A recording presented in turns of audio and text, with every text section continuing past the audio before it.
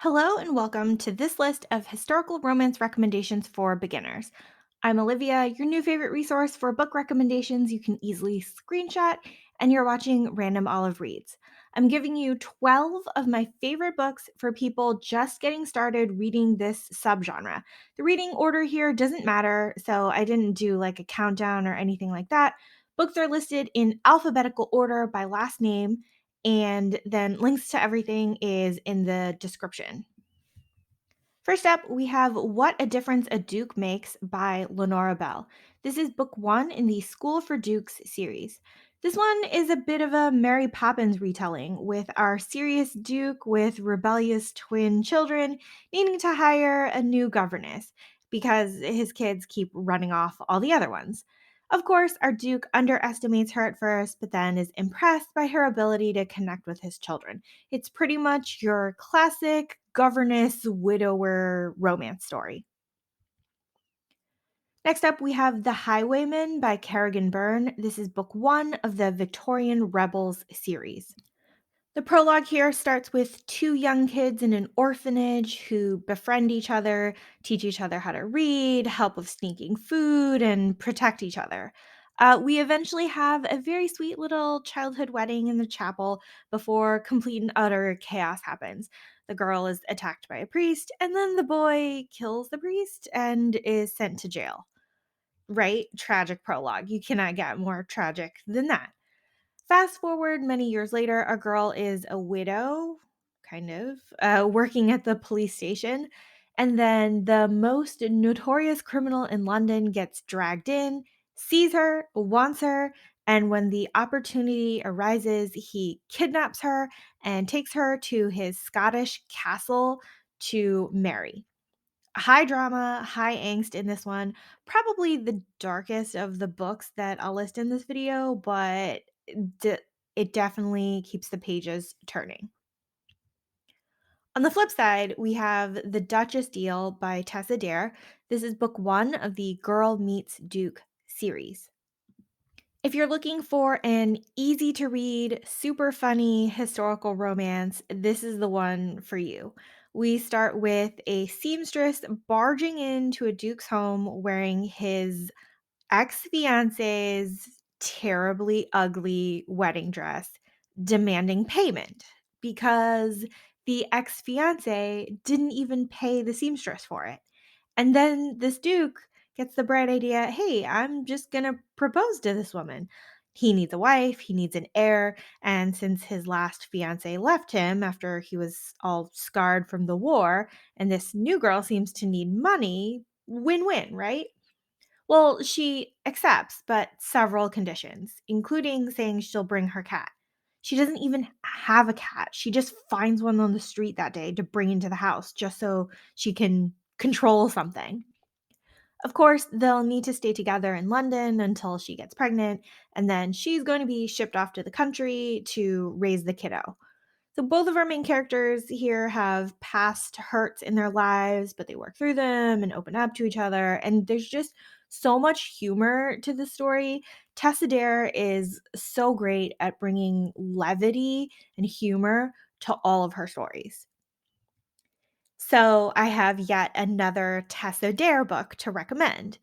We have When a Scot Ties the Knot, which is book three of the Castles Ever After series. Now, this series is one where it doesn't really matter what order you read them in because they're not really connected to each other. So, our bookish researcher, Madeline, knew that her London season would be a total bust. So, to keep everyone off her back, she invented a fiance who's in the army and she would write letters to him and send them. Years later, she's in Scotland doing research on lobsters, whatever, and her army captain has come to claim her and marry her. Turns out her letters were actually delivered to a man with the same name, and he needs to find a reason for his men to keep going and find work, etc. So he has come to take her up on her offer, marry her, and take care of the land. If that isn't a great setup for a romance novel, I really don't know what is.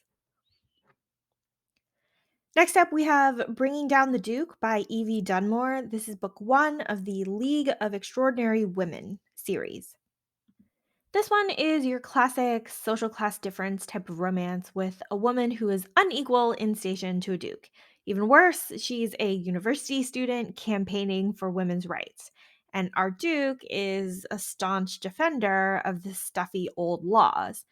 While she's trying to sway his politics, he's both trying to resist her and make her his mistress. And she's not at all interested in a mistress like arrangement. This book is probably a great example of how a cartoonish cover on a book can be misleading. There's plenty of on page sex in this book, despite its cutesy cover. So we're going to leave England for this next book. This is Texas Destiny by Lorraine Heath, and it is book 1 of the Texas Trilogy series. So we have our very scarred and lone wolf hero named Houston, who's at the train station to pick up his brother's mail order bride. And then they have a 3-week journey from the train station back to the ranch. And whatever can go wrong does go wrong and prolongs the trip.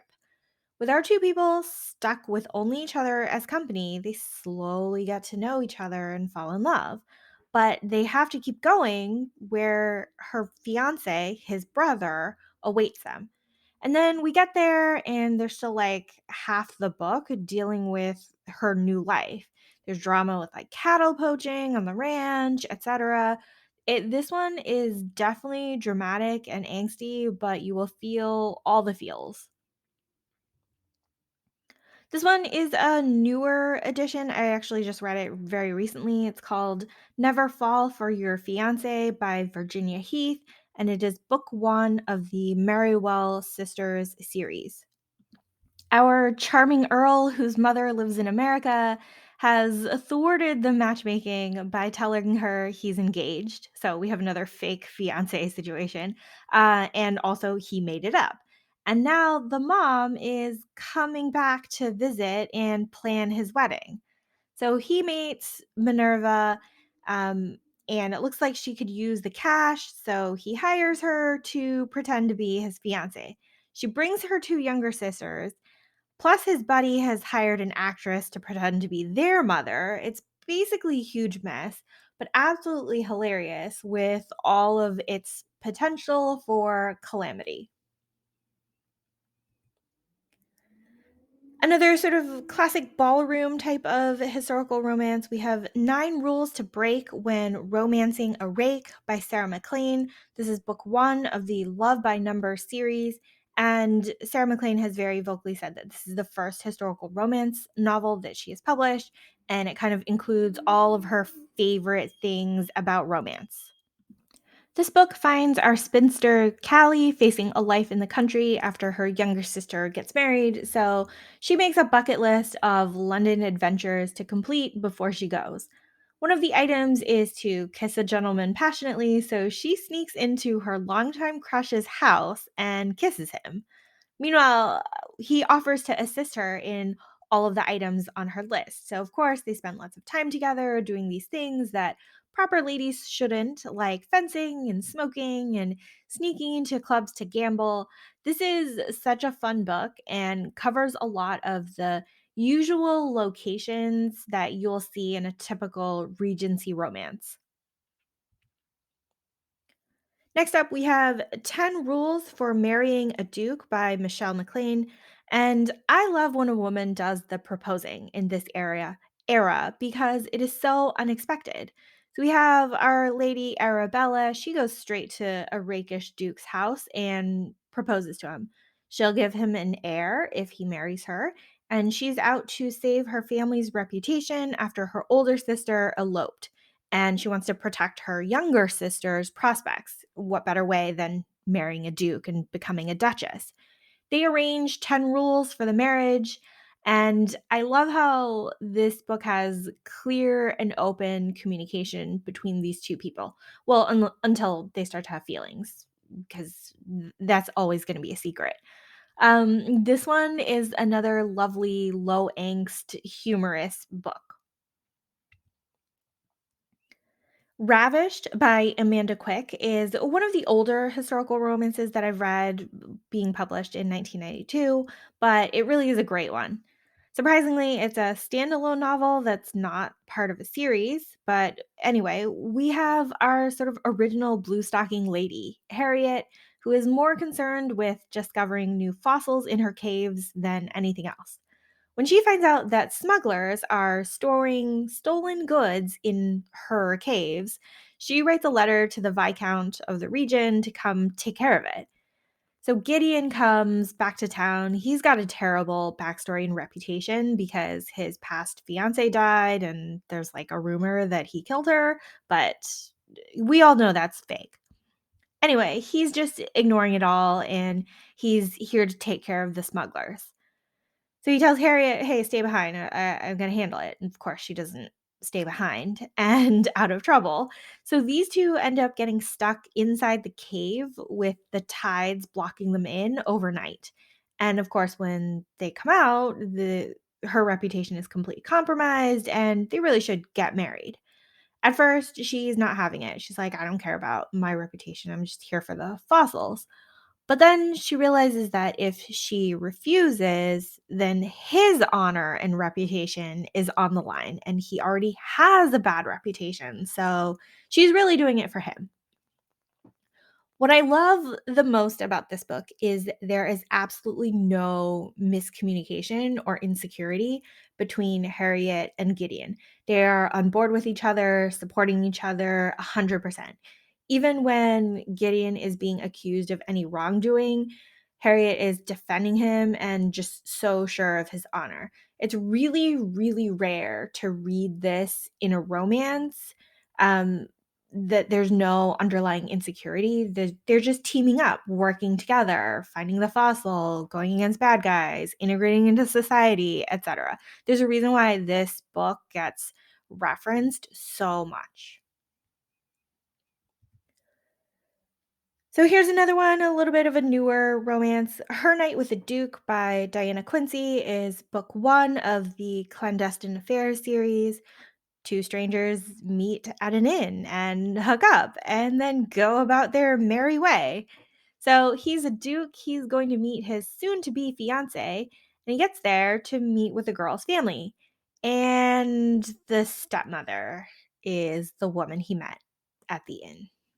So this is awkward, right? It's bound to be awkward. And so they talk a little bit. They eventually agree never to bring it up again. Everyone tries to do the right and honorable thing, but the attraction obviously is still there. We're just waiting to see how it plays out, how it breaks through, how we resolve this forbidden romance thing, and then how do we deal with the issue of the impending engagement.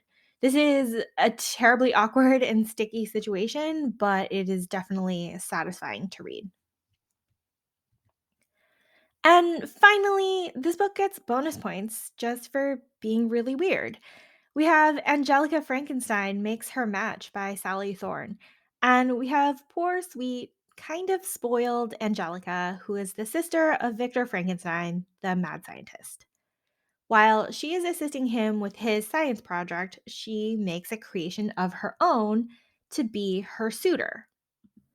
The guy that she creates, though, has a very strong moral fiber, and even though he is attracted to her, he does not act on it because he has no memory of who he is and if he might be tied to someone else. So then we start like the mystery part of the story where they team up to try to find this guy's identity.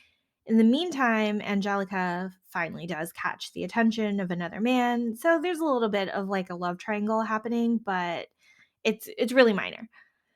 It's just kind of crazy reading this book, how we're rooting for Angelica to get together with this monster man creation thing. And it really is humorous how it all plays out.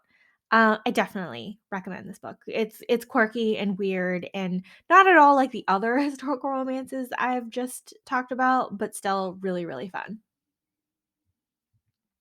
So that's it for my list of 12 books to start if you're starting with historical romance.